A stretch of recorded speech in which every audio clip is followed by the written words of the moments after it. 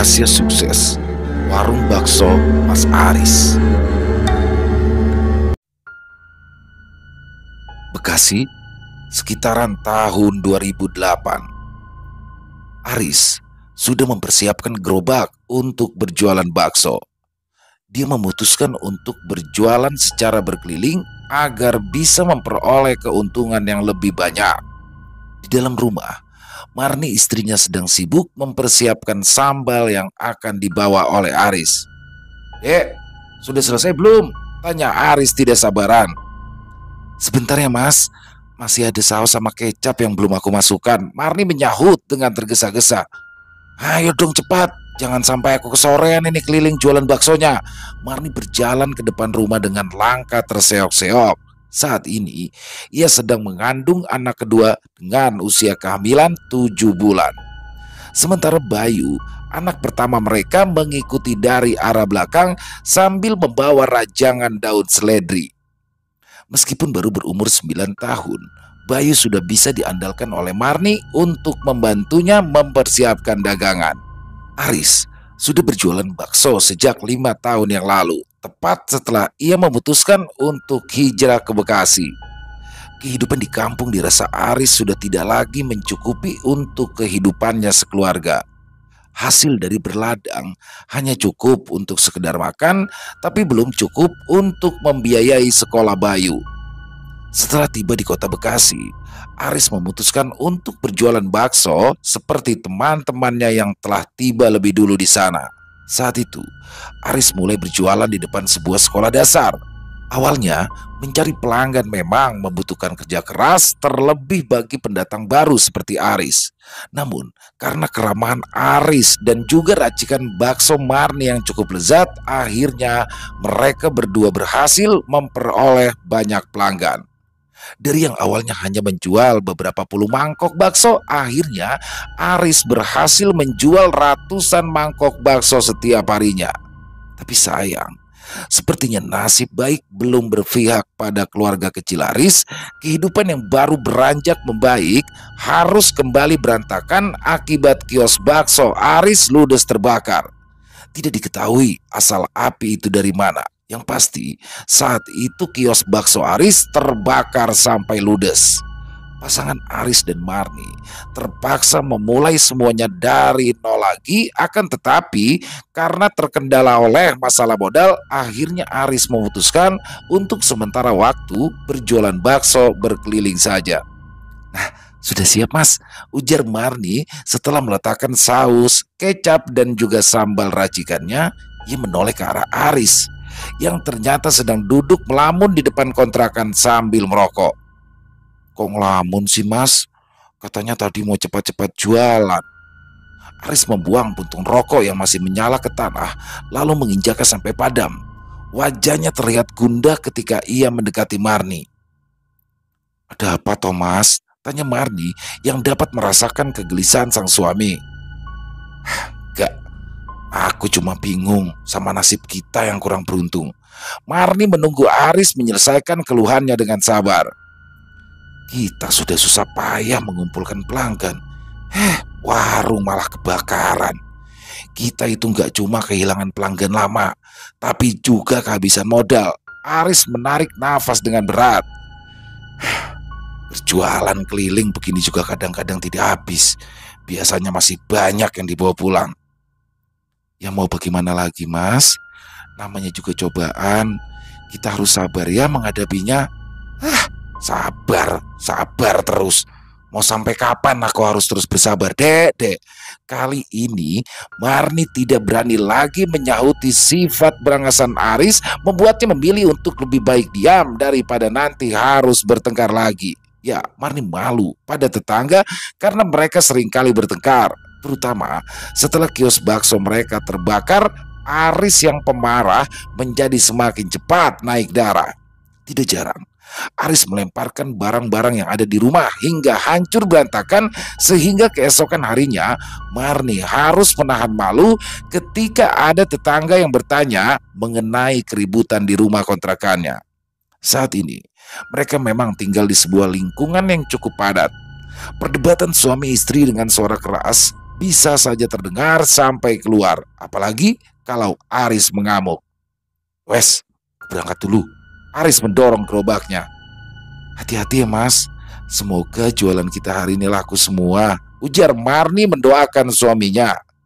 Aris terus berjualan berkeliling, memasuki gang demi gang hingga sampai tengah malam. Akan tetapi, seperti hari-hari sebelumnya, bakso Aris kembali sepi.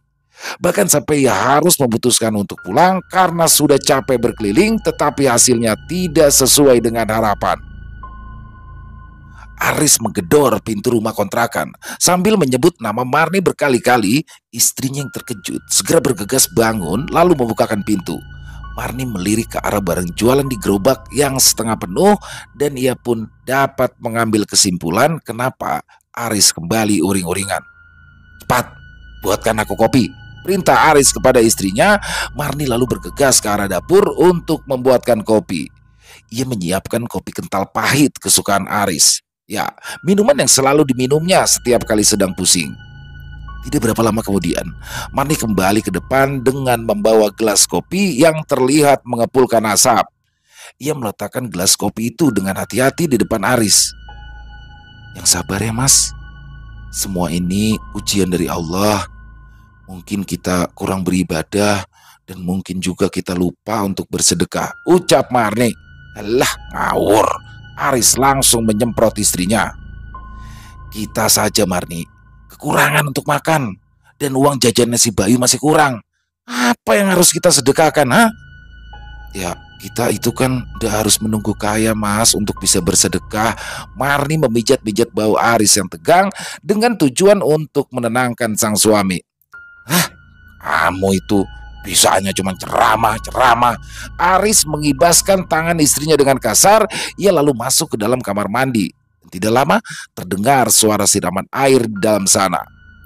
Beberapa saat kemudian Aris keluar dengan pakaian yang sudah diganti. Wajahnya cemberut ketika ia meraih bungkus rokok. Mas, mau kemana tengah malam begini? Tanya Marni yang melihat gelagat suaminya akan pergi keluar. Mau main? Aris segera meninggalkan rumah dengan membanting pintu.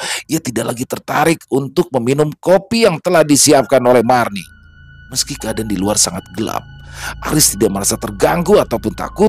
Ia berjalan terus menuju gang sebelah tempat temannya mengontrak. Teman Aris bernama Edi.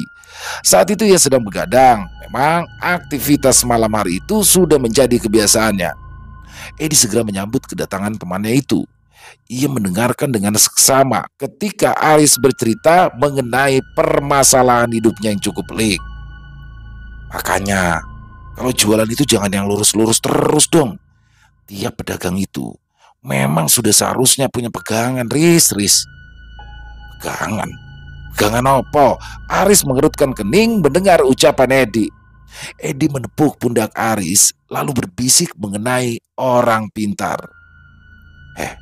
Biasanya memakai penglaris supaya dagangannya tidak pernah sepi pembeli dan selalu menghasilkan keuntungan yang akeh. Aris terdiam.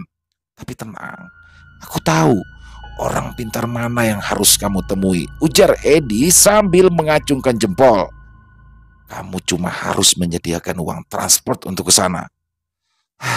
Aku tidak punya uang, keluh Aris. Boro-boro uang untuk pergi ke tempat yang jauh. Modal untuk jualan besok saja, aku sama Marni bingung. Edi menggelengkan kepala. Ia prihatin mendengar keluhan sahabatnya. Oh, memang istrimu udah punya simpenan? Wajah Aris semakin kecut. Semua simpanan istriku sudah dipakai untuk membuat gerobak bakso. Ya sudah, sementara kamu boleh pakai uangku aja dulu ya. Edi yang merasa kasihan kepada Aris itu akhirnya menawarkan pinjaman. Namun Aris di sini tidak langsung menyambar kesempatan tersebut. Sejujurnya ia sendiri merasa berat jika harus pergi menemui orang pintar untuk melariskan barang dagangannya. Aris sudah pernah mendengar jalan pengelarisan dan biasanya membutuhkan tumbal. Bagaimanapun juga, dia tidak ingin ada hal buruk menimpa pada Marni ataupun Bayu. Akan tetapi, di sini Edi terus mencoba meyakinkan Aris bahwa tidak akan ada tumbal sama sekali dan dia pun sudah membuktikan hal itu sendiri. Aku sendiri sudah 3 tahun menjalani ritual itu, Riz. Kan kamu lihat aja, tidak ada masalah di keluargaku. Kami semua sehat-sehat saja. Edi berusaha meyakinkan Aris agar ia mengikuti sarannya.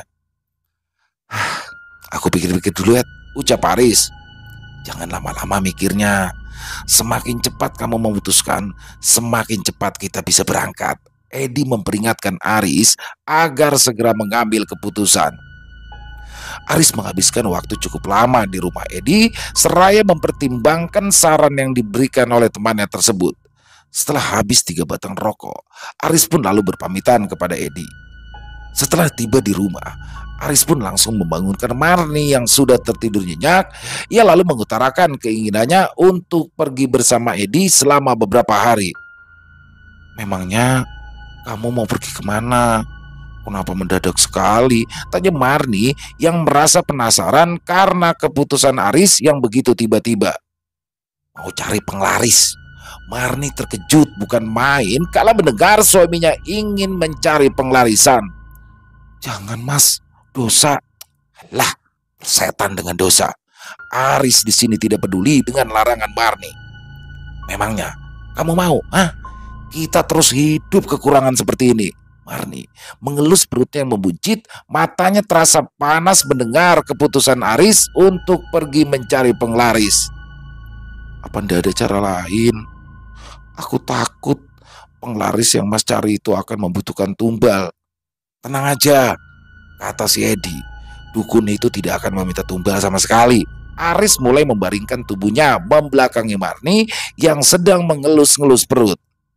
Tapi Marni hendak mengatakan sesuatu. Lah, gak ada tapi-tapian. Aris segera memotongnya dengan nada tinggi. Pokoknya besok pagi aku akan berangkat bareng sama Edi. Marni mencoba untuk terlihat baik-baik saja pada keesokan harinya.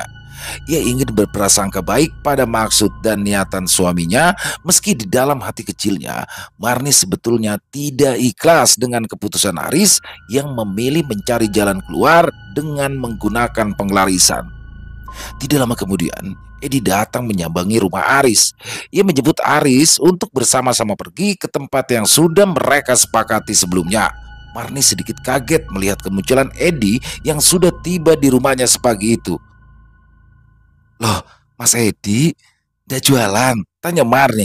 Wah, hari ini aku libur dulu, Mbak. Aku mau nemeni Aris jalan-jalan, jawab Edi sambil tertawa kecil. Ya sudah, ayo sarapan bareng-bareng. Marni memang sudah menyiapkan sarapan sederhana untuk mereka. Hidangan sarapan sudah ada di depan meja.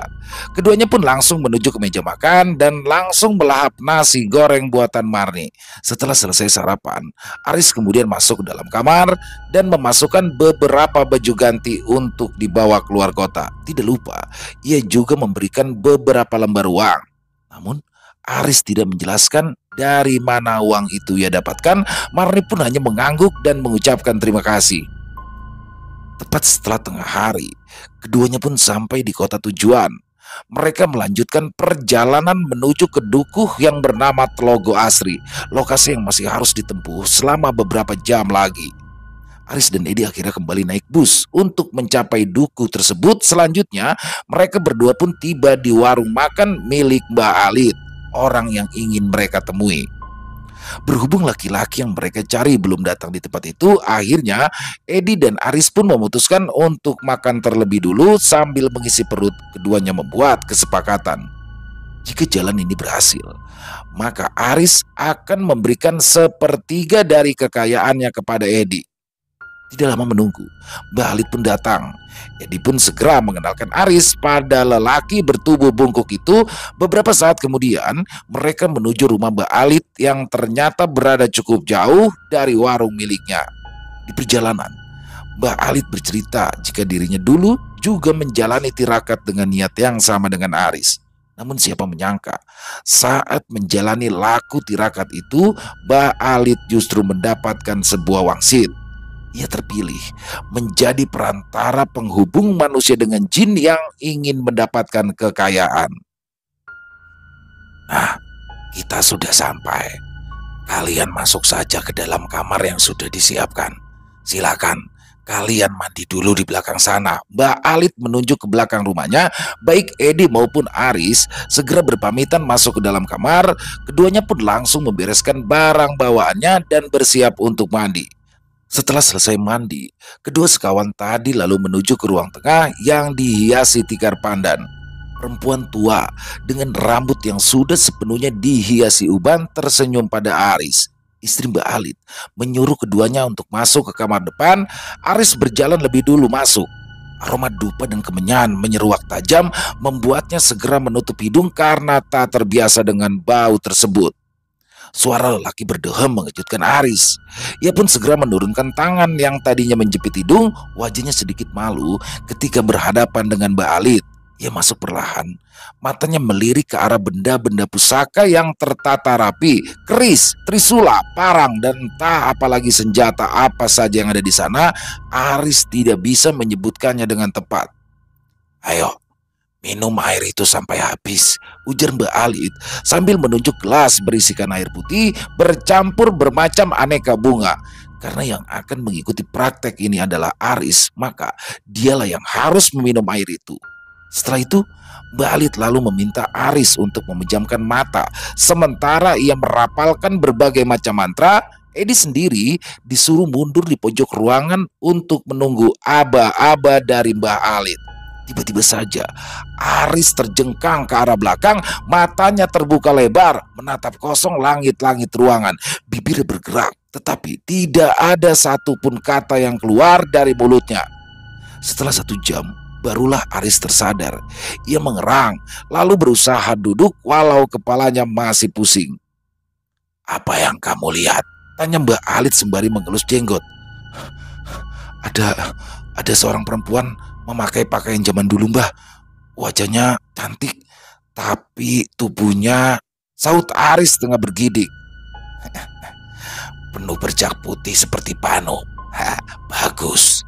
Artinya Nyai Gandari bersedia menemuimu. Mbak Alit berdiri dan menyudahi ritualnya. Ia meminta kepada Aris untuk beristirahat guna mempersiapkan diri pergi ke Sendang Tlogo Asri. Jarum jam masih menunjukkan angka 3 dini hari. Ketika Aris dan Edi sudah dibangunkan oleh Mbak Alit, mereka berjalan beriringan menuju sendang yang sepi dan masih berkabut. Sendang itu kecil, tetapi airnya mengalir dengan jernih. Aris selalu diminta duduk bersila ketika Mbak Alit mulai menyiramkan air sendang ke seluruh tubuhnya. Sekarang kamu baca mantra pendek ini. Bayangkan kamu bertemu dengan Nyai Gandari lagi. Ketika ia datang, kamu harus menyembahnya, lalu sebutkan semua keinginanmu. Aris mengangguk patuh. Dengan badan setengah menggigil, ia terus melakukan semua permintaan Mbak Alit sampai subuh datang. Angin dingin berembus kencang, membuat gigi Aris gemeletukan menahan dingin. Namun tekadnya yang kuat membuat ia tidak lagi peduli dengan udara dingin yang menusuk tulang. Kita pulang sekarang. Mbak Alit menyentuh pundak Aris. Matahari sudah terbit. Aris membuka matanya perlahan, dan benar saja, apa yang dikatakan kuncen tua itu, hari sudah masuk pagi. Mereka harus segera pulang sebelum ada warga yang memergoki ritual itu. Di rumah Mbak Alit, istrinya sudah memasak sejumlah makanan. Seekor ayam kampung utuh panggang ditempatkan di tengah hidangan lain. Di sekitarannya juga terdapat berbagai jajanan pasar. Makanan-makanan itu dibawa ke kamar ritual dari Mbak Alit, sementara Aris dan Edi diminta menunggu di ruang tengah. Cukup lama keduanya menunggu sebelum Mbak Alit meminta menyusul. Habiskan ayam ini, ujar Mbak Alit sambil mendorong nampan yang berisikan ayam bakar.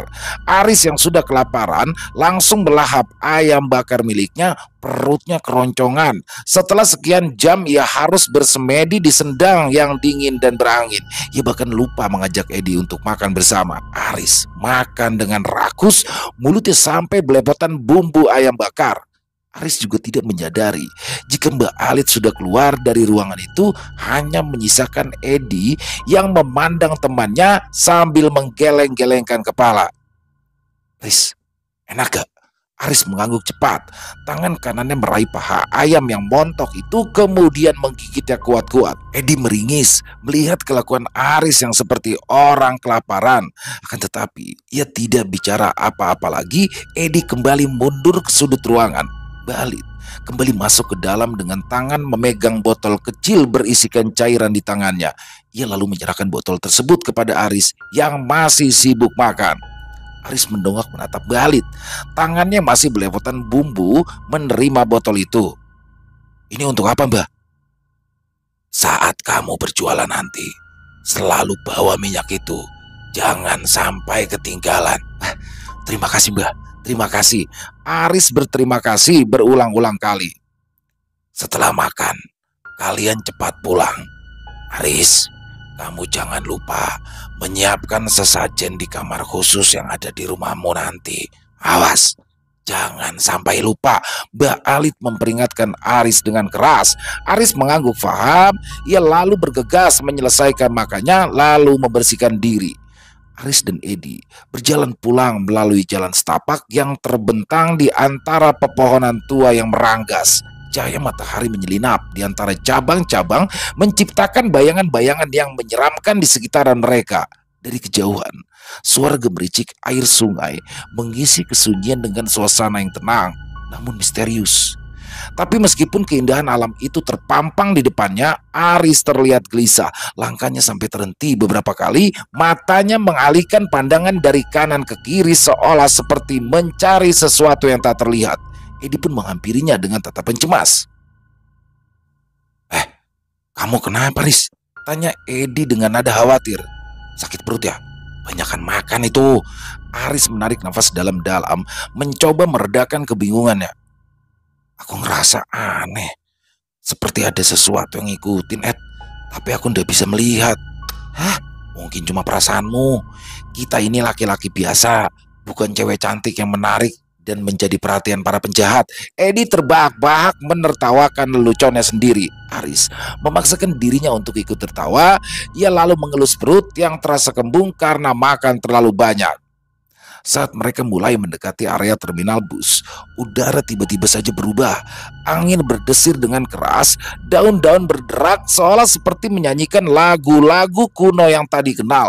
Aris merasakan tubuhnya merinding. Tangannya memegang erat botol minyak yang diberikan oleh Mbak Alit. Tidak jauh dari terminal, sebuah siluet muncul di bawah pohon akasia. Bentuk itu kabur dan samar, tetapi aura kehadirannya seolah memenuhi udara dengan kehadiran yang tak terlukiskan. Aris menelan ludah, merasakan ketakutan yang menusuk hatinya. Itu siapa itu? This is Aris. Suaranya bergetar namun tidak ada jawaban. Siluet itu hanya berdiri di tempatnya, menyaksikan mereka dengan mata yang tak terlihat. Tanpa sepatah kata, dengan gerakan yang lembut, siluet itu lalu menghilang. Edi menepuk bahu Aris, seketika menyadarkannya bahwa mereka kini ada di terminal bus yang ramai. Aris menggosok matanya kuat-kuat. Mungkinkah yang dilihatnya tadi adalah mimpi? Sepertinya kamu kecapean karena ritual tadi. Edi berbisik di telinga Aris. Sudah, nanti kamu tidur aja di bis. Daripada bertingkah aneh lagi seperti ini. Aris menyeringai. Ia lalu masuk ke dalam bis dan menghenyakan tubuh. Sepertinya Edi benar. Dia bukan hanya kekenyangan tapi juga mengantuk. Aris menguap lebar. Tidak lama kemudian matanya terpejam rapat. Ayunan bis membuat Aris semakin tertidur nyenyak. Suara dengkuran Aris terdengar nyaring sehingga Edi pun berulang-ulang kali harus meminta maaf pada penumpang lain. Dia juga sibuk menjelaskan bahwa temannya ini sedang kelelahan, sedangkan Aris yang sudah larut dalam mimpinya menemukan dirinya berada di sebuah lorong gelap yang dipenuhi oleh kabut tebal. Tubuhnya menggigil kedinginan, mengingatkan Aris pada ritual yang dilakukannya dini hari tadi. Ia melangkah perlahan dengan bibir gemetar menahan dingin. Langkahnya terhenti ketika ia melihat siluet perempuan di ujung lorong. Wajahnya tidak terlihat jelas, tapi insting Aris membuatnya segera mengejar secepat mungkin. Kamu siapa? Ini di mana? Tanyanya setelah ia berhasil menyusul perempuan itu. Aris memegangi lengan perempuan asing yang memakai kebaya hijau itu, lalu melepaskannya dengan setengah kaget. Kulit perempuan itu terasa sedingin es. Wajahnya cantik, tapi seluruh tubuhnya dipenuhi dengan bercak putih yang membingungkan.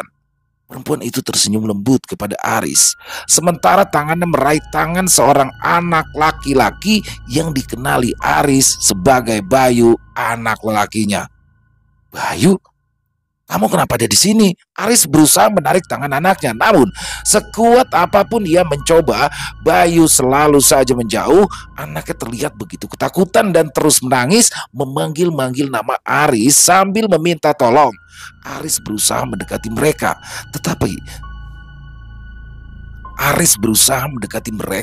tetapi semakin ia mendekat, semakin jauh perempuan itu terlihat. Bayu terus menangis dan meronta, mencoba melepaskan diri dari genggaman perempuan itu yang semakin erat. "Pak, tolong Bayu, Pak," seru Bayu dengan suara yang penuh dengan ketakutan. Aris merasakan kepanikan melanda dirinya. Ia mencoba berlari, menarik Bayu dari genggaman perempuan itu, tetapi langkahnya terasa berat dan juga lambat. "Kamu harus merelakannya. Bukankah kamu sudah menukarkan anakmu dengan kekayaan yang berlimpah?" "Loh, apa maksudmu?" tanya Aris tidak terima. Namun sesungguhnya dia hanya bisa menebak apa yang terjadi. Hatinya pun terasa hancur kala melihat Bayu dalam kesakitan. Namun sebelum ia bisa melakukan apapun, semuanya tiba-tiba lenyap, meninggalkan Aris seorang diri. Saat Aris terbangun di dalam bis, keringat dingin mengalir di dahinya. Mimpi itu terasa begitu nyata, hingga meninggalkan rasa cemas yang tak terlupakan di dalam dirinya. "Katamu, penglaris ini tidak membutuhkan tumbal, Ed," ujar Aris dengan suaranya yang serak. Edi terkejut ketika tahu temannya itu sudah bangun. "Loh, maksudmu apa? Aku nggak bohong kok." Aris memandang Edi dengan kesal, tapi semua sudah terlanjur. Aris di sini mengepalkan tangan diam-diam. Ya, semua sudah terjadi. Tidak ada lagi yang bisa Aris sesali. Mereka berdua tiba di rumah ketika menjelang maghrib. Mata Aris memandang kosong ke arah rumah kontrakannya yang kini terlihat ramai. Matahari mulai tenggelam di ufuk barat saat Aris dan Edi tiba di depan rumah kontrakan. Meskipun keramaian yang terlihat dari luar, dalam hati Aris terasa sepi dan kosong. Ketika mereka memasuki rumah kontrakan, para tetangga pun langsung terdiam. Suasana hening dan ganjil menyambut mereka. Hampa melanda pikiran Aris saat ia mulai menyadari bahwa Bayu tidak ada di sana. Ia menatap sekeliling dengan tatapan kosong, mencoba mencari sosok yang biasanya langsung menyambut Aris setiap kali ia pulang berjualan bakso. Akan tetapi kehampaan itu pecah ketika ia mendengar isak tangis dari arah ruang tamu. Dengan hati berdebar, Aris berlari menuju ke sumber suara. Ia mendapati Marni sedang duduk di atas lantai dengan tubuh yang gemetar, wajahnya basah dibanjiri oleh air mata. "Mas, Bayu, Mas. Bayu," Marni berkata dengan suara serak. Aris terduduk lemas di samping Marni, menatapi tubuh yang sudah ditutupi kain. Tangannya nyaris tak sanggup untuk membuka kain yang menyelubungi wajahnya. Air mata Aris tak bisa lagi dibendung. Ia menangis dengan terseduh-seduh. Sebulan sudah berlalu. Aris pun mulai kembali berjualan. Meskipun hatinya masih saja bersedih, Aris memilih untuk melupakannya. Dengan tekad yang kuat, meskipun terpaksa menerima kenyataan pahit, Aris pun kembali membuka warung bakso miliknya. Aris merasa sudah dibohongi oleh Edi. Dia sempat marah pada temannya itu, namun lagi-lagi Aris harus menerima semua akibat dari perbuatannya sendiri. Berjualan bakso kembali menjadi rutinitas harian Aris, dan bisnisnya kembali melonjak dengan cepat. Keuntungan yang diterima Aris setiap hari membuatnya tidak lagi merasa sedih. Sekarang Aris lebih banyak tersenyum sambil menghitung laba. Marni yang dulu selalu memakai pakaian lusuh dan tampak pucat, kini terlihat cantik dengan pakaian barunya. Istrinya sempat curiga dengan meninggal dunianya Bayu yang tidak wajar, tetapi Aris terus meyakinkannya bahwa semua itu tidaklah berkaitan. Bayu itu meninggal Karena memang sudah ajalnya, Dek. Lak, Aris. Bukan karena penglaris yang aku pakai. Sumpah, keuntungan dari berjualan berkeliling akhirnya dikumpulkan oleh Aris untuk bisa membuka warung bakso yang baru. Dan kali ini, warungnya bukan lagi kios sederhana yang terbuat dari papan. Aris memilih menyewa sebuah ruko berukuran cukup besar di pinggir jalan ramai. Beberapa orang karyawan pun lalu diperkerjakannya untuk membantu Aris berjualan. Pembeli terus berdatangan karena ketagihan memakan bakso racikan Aris. Beberapa bulan kemudian, Aris pun memutuskan berhenti mengontrak. Ia lalu mengajak Marni yang juga telah melahirkan untuk pindah ke rumah yang baru saja dibelinya. Marni memandangi kagum ke arah rumah yang akan mereka tempati. Pagar berwarna hitam menjadi pembatas rumah itu dengan tetangga. Tanaman bunga berderet rapi di halaman, sedangkan kamar di dalamnya lebih dari cukup. Aris menunjuk ke kamar yang berada di ujung bagian kiri. Nah, itu nantinya akan menjadi kamar pribadiku. Siapapun tidak boleh ada yang masuk ke sana. Marni mengangguk. Ia menerima begitu saja apa yang dikatakan oleh Aris tanpa memprotes. Seorang pembantu ditugaskan oleh Aris untuk menemani Marni di rumah. Seperti yang ia katakan pada istrinya, kamar khusus Aris juga tidak boleh dibersihkan oleh pembantu mereka. Bayi yang baru dilahirkan oleh Marni diberikan nama Dewi. Kehadiran Dewi membuat rumah tangga mereka menjadi lebih semarak. Kehidupan Aris yang dulunya menyedihkan kini tidak terlihat lagi. Kini Aris juga membuka 3 buah cabang warung bakso dalam sekejap. Uang tersebar di beberapa tempat. Seolah tidak puas, Aris pun juga mencoba melebarkan sayapnya. Aris mulai menambah usaha dengan membuka rental mobil. Dan hanya dalam waktu 3 tahun saja, Aris pun sudah berhasil menjadi orang sukses. Orang-orang yang bertemu dengan Aris selalu memanggilnya dengan sebutan bos. Rumah Aris pun tidak hanya satu, tetapi juga ada beberapa rumah lain yang dibangun dengan mewah. Kesibukannya yang terus bertambah membuat Aris jarang berada di rumah.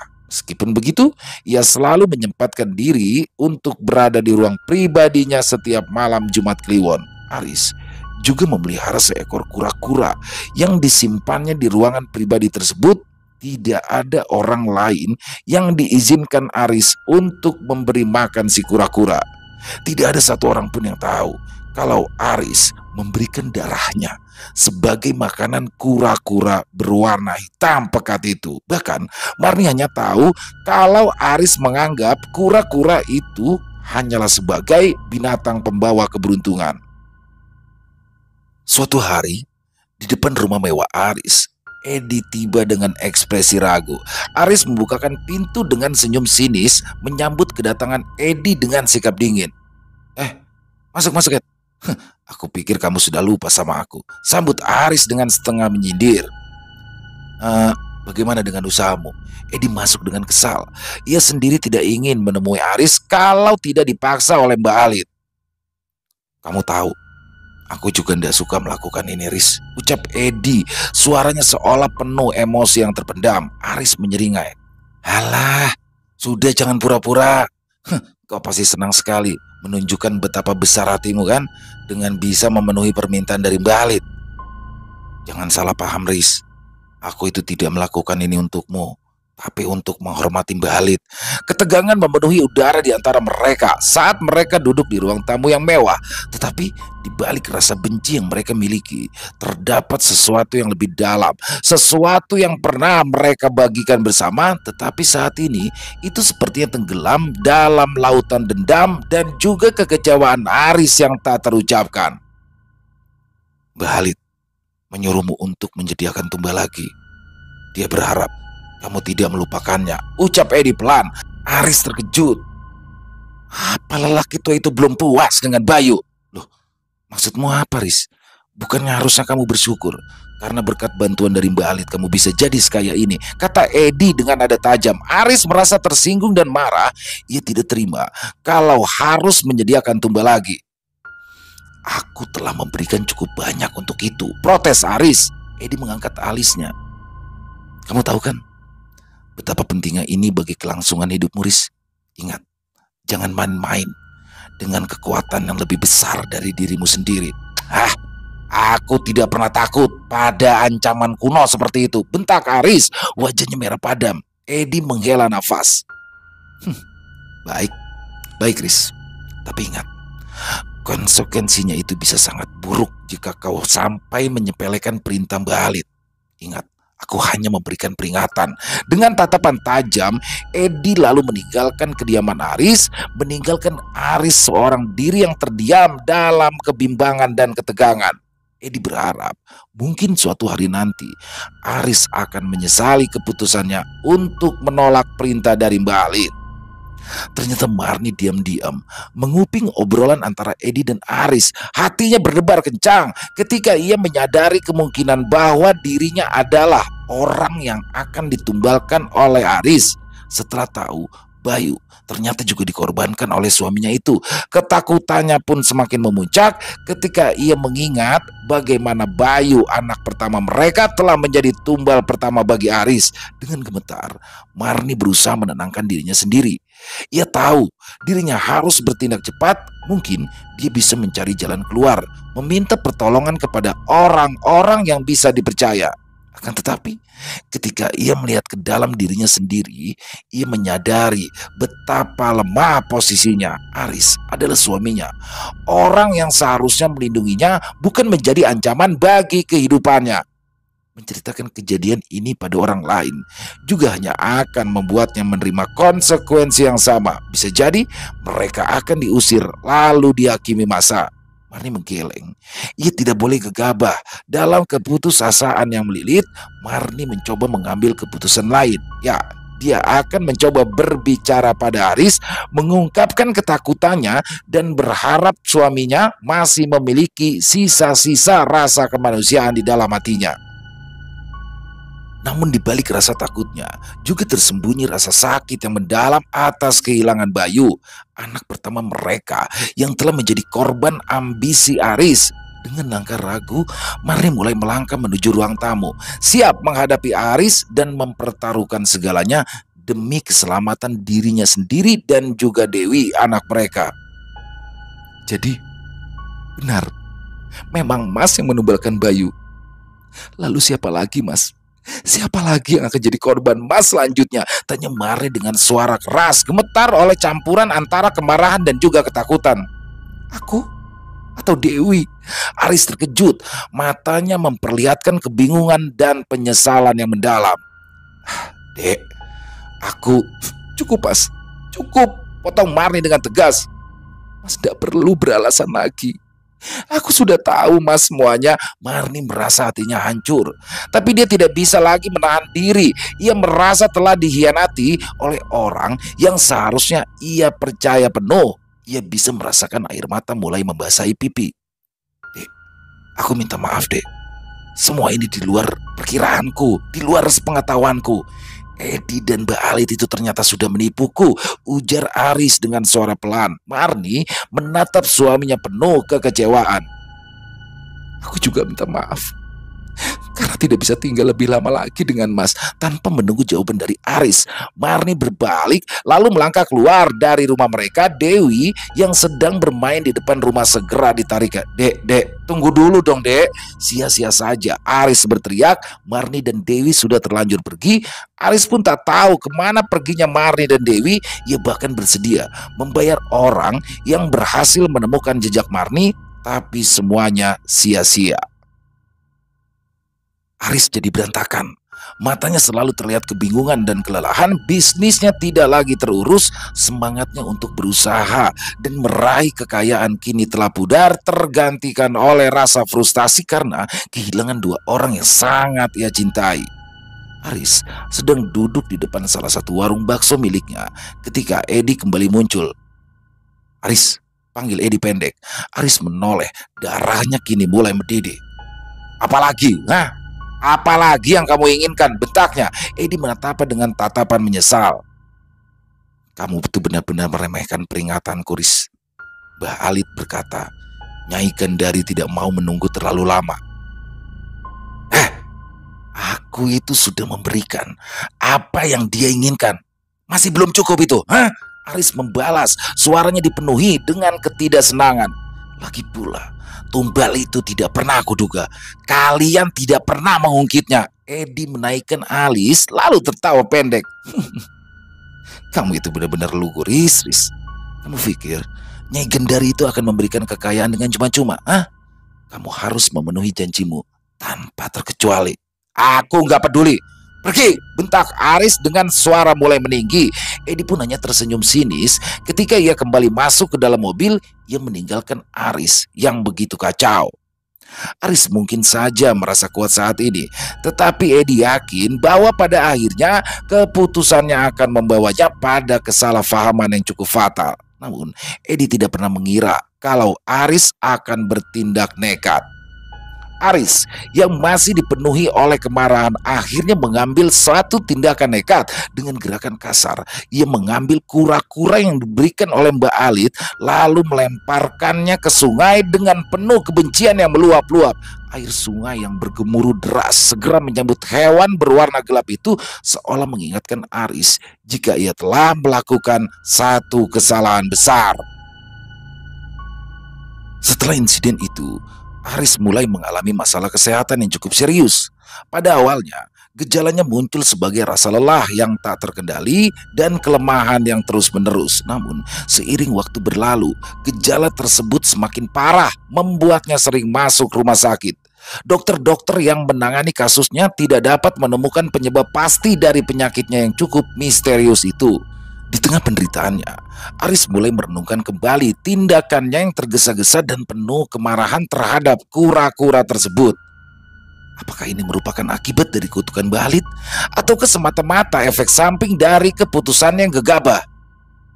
Apa aku harus menemui Mbah Alit dan memberikan tumbal sesuai permintaannya? Pikir Aris yang nyaris tak sanggup lagi menahan rasa sakit. Tetapi ia segera mengurungkan niatan tersebut. Aris sama sekali tidak merasa menyesal atas tindakannya yang telah membuang kura-kura itu. Baginya, itu adalah langkah yang harus diambil untuk mendapatkan kembali apa yang lebih penting baginya, yaitu keluarga.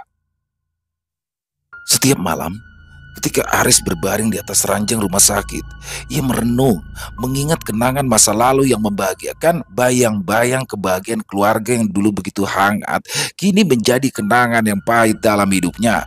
Ia merindukan kebersamaan, tawa, dan juga canda di rumah yang kini terasa sunyi tanpa kehadiran Marni dan Dewi. Lalu, Bayu. Air mata Aris menetes setiap kali membayangkan wajah Bayu, anaknya yang tidak berdosa yang menjadi korban dari ambisinya. Di rumah sakit yang sunyi, Aris bertemu dengan seorang lelaki muda yang sedang menunggu orang tuanya. Lelaki itu bernama Panji, akhirnya menjadi teman akrab Aris selama berada di rumah sakit. Panji menjadi pendengar setia saat Aris berbagi kisah tentang keputusasanya, tentang kesalahannya, dan tentang keinginannya untuk memperbaiki kesalahan yang telah ia lakukan. Aris pun merasa lega karena pada akhirnya ia bisa mengeluarkan semua beban di hatinya kepada seseorang yang tidak akan menghakimi atau menilainya. Namun saat Aris bercerita tentang tindakannya yang memberikan tumbal dengan cara mengorbankan anaknya sendiri demi kekayaan, ekspresi lelaki itu berubah menjadi ketakutan. Ia tidak bisa lagi menyembunyikan rasa keterkejutannya ketika tahu jika ada orang yang rela menumbalkan anak kandungnya sendiri. Akan tetapi, saat Aris menyampaikan keinginannya untuk bertobat dan memperbaiki kesalahannya, ekspresi lelaki itu berubah lagi. Kali ini, raut wajahnya dipenuhi dengan kepedihan dan juga empati. Ia merasa sedih mendengar tentang penderitaan yang dialami Aris dan melihat keinginan tulusnya untuk mengubah hidup. Panji tergerak oleh kesungguhan Aris untuk bertobat, memperkenalkannya pada seorang ustadz. Ustadz Rahman pun akhirnya menjadi mentor bagi Aris, membimbingnya dalam memperbaiki hubungannya dengan Tuhan dan juga dengan sesama manusia. Bersama Ustadz Rahman juga, Aris menghabiskan banyak waktu untuk belajar agama dan memperdalam pemahaman tentang makna kehidupan yang sejati. Setiap nasihat dan petunjuk dari sang ustadz menguatkan tekad Aris untuk mengubah kehidupannya yang dulu penuh dengan keserakahan dan juga kesombongan. Akhirnya, Aris memutuskan untuk melepaskan segala sisa kekayaannya. Ia menjual harta benda mewahnya dan menyedekahkan semua hasilnya untuk membantu orang-orang yang membutuhkan dengan penuh keikhlasan. Aris kembali berjualan bakso berkeliling seperti dulu lagi, namun kali ini ia melakukan pekerjaannya itu dengan hati yang penuh kedamaian dan juga rasa syukur. Hidup sederhana memberikan kepuasan yang lebih besar daripada kekayaan material yang dulu pernah ia milikinya. Hanya ada satu keinginan Aris saat ini, yaitu bertemu dan meminta maaf pada Marni dan Dewi, istri dan anaknya yang masih belum ditemukannya. Selesai. Wow, luar biasa. Kisah dari Sanum Nareswari. Dan ini adalah kisah kedua dari Sanum ya. Luar biasa. Kali ini kisahnya luar biasa dan saya suka banget nih. Kisah tentang pesugihan yang dilakukan oleh warung makan ya. Dan kali ini adalah pesugihan tentang warung bakso Mas Aris. Selalu menarik untuk disimak dan sekali lagi pesugihan tidak akan pernah menghasilkan sesuatu yang baik, dan jika itu memang menghasilkan sesuatu yang menyenangkan itu hanya sesaat ya, yang mana pada akhirnya kehancuran lah yang akan didapat. Dan seperti biasa, impitan ekonomi lah yang menyebabkan seseorang terjerumus ke dalam lembah kenistaan seperti yang dialami oleh Mas Aris, yang mana pada awalnya dia datang ke Bekasi, dia berjualan bakso dengan tekun sampai akhirnya bisa ada kios baksonya, tapi ternyata dihantam kebakaran hebat sehingga ludes, bahkan sampai modalnya habis. Disitulah dia mulai oleng tuh. Coba berjualan keliling tapi gagal. Akhirnya ini kurang ajar juga si Edi nih ya. Edi sama Mbak Alitnya ini kurang ajar nih. Jadi memang dia kan pertamanya bilang ini adalah penglarisan ya. Jadi memang sepengetahuan saya, tapi sepengetahuan saya nih Bang, mungkin nanti teman-teman bisa korek ya, bisa koreksi. Jadi sepengetahuan saya, perbedaan antara pesugihan dengan penglaris, yang mana pesugihan itu ritualnya langsung dijalankan oleh si pelaku. Dan ini pesugihan memakai tumbal.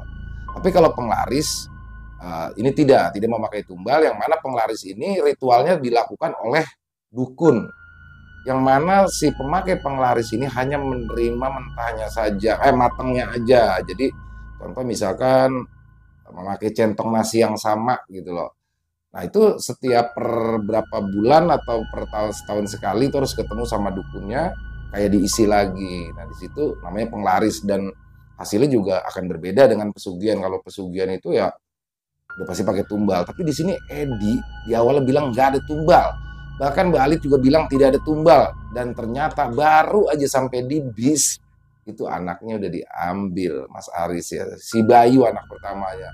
Dan bahkan ternyata ketika sudah dia mencoba mengikhlaskan kepergian Bayu, di perjalanannya ketika sudah sukses meminta tumbal lagi. Itulah perjanjian yang dibuat dengan iblis, itu penuh dengan tipu daya. Dan mungkin juga banyak juga yang berpendapat ya bahwa perjanjian dengan iblis itu tidak bisa terlepas begitu saja karena sifatnya abadi. Tapi ya kalau saya pribadi di sini bahwa tidak ada yang tidak mungkin ya jika Allah sudah berkehendak. Dan alhamdulillahnya Mas Aris taubatan nasuha menjual semua aset-aset kekayaan yang dia dapat dari hasil pesugihan lalu disumbangkan ke fakir miskin. Dan di situ berkat bimbingan dari Ustadz Rahman melalui Panji diperkenalkan bisa terus menjalani kehidupan. Dan ya semoga saja bisa bertemu lagi ya dengan anak dan istrinya, dan mudah-mudahan juga sih anak dan istrinya masih dalam kondisi sehat selamat. Amin. Luar biasa sekali lagi, banyak sekali hikmah yang bisa kita dapat dalam kisah barusan.